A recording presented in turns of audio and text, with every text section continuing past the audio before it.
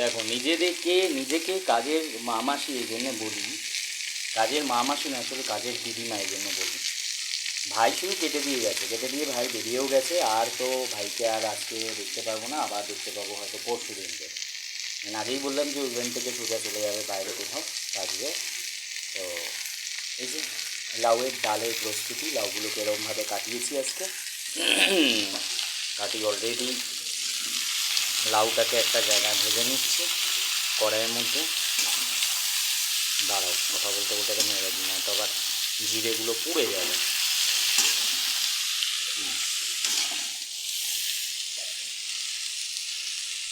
অন্য সময় প্রেশারের মধ্যেই সব একসাথে দিয়ে তারপরে ফোড়নটা দিই, জিরে ফোড়নটা। বাট আজকে কড়াইয়ের মধ্যে করে নিলাম এই জন্য যে আমি ভেবেছিলাম ভাই থাকতে থাকতে করে নেব বেশিরভাগ কাজ, পরে চলে গেলে যদি মুড অফও থাকে তাও যাতে কোনো এফেক্ট না পড়ে আমার রান্নাবান্নার মধ্যে।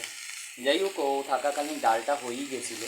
ডাল প্রেশার কুকারে আমি করে নিয়েছিলাম, মুসুর ডাল সিটি মেরে রেখেছি। জাস্ট ওটা এবারে কষিয়ে বলবো, মাংস যেমন কষাটায় কষিয়ে করে দেবো, এদিকে আমার বাঁধাকপি রেডি।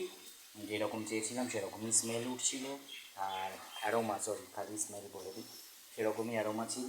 মাথায় দিয়েছে একদম হেলদি খাবার। ডাল করেছি, আন্ডা তো আছেই, আর তার সঙ্গে থাকবে এটা। ব্যাস আজকের জন্য। আর ভাত হবে পরে করে নেবো, ওটা ব্রাউন রাইস করে নেবো অল্প একটু নিজের মতো। হয়ে গেল দুপুরের খাওয়া দাওয়া।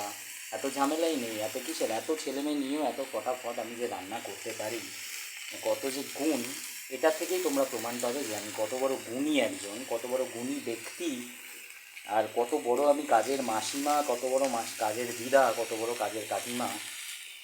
বাসনপত্র ধোয়া যদিও মোস্ট অফ দ্য ভাই করে দেয়, এত কিছু রান্না করা, গ্যাস জ্বালানো, এই ক্রাইসিসের মধ্যেও গ্যাস পুড়িয়ে রান্না করা, তারপরে তো এই এত কিছু জোগাড় করা, এই ইন্ডাকশান জ্বালানো,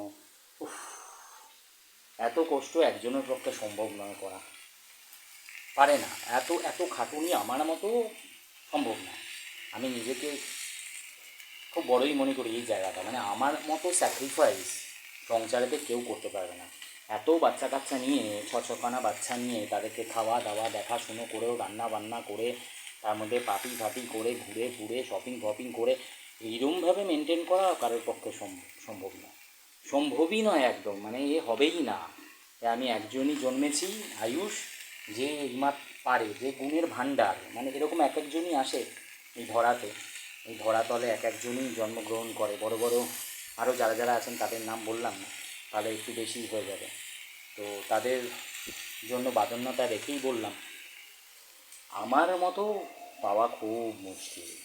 গুণের নিধি যাকে বলে, আমি সেই গুণের নিধি। চলো টাটা।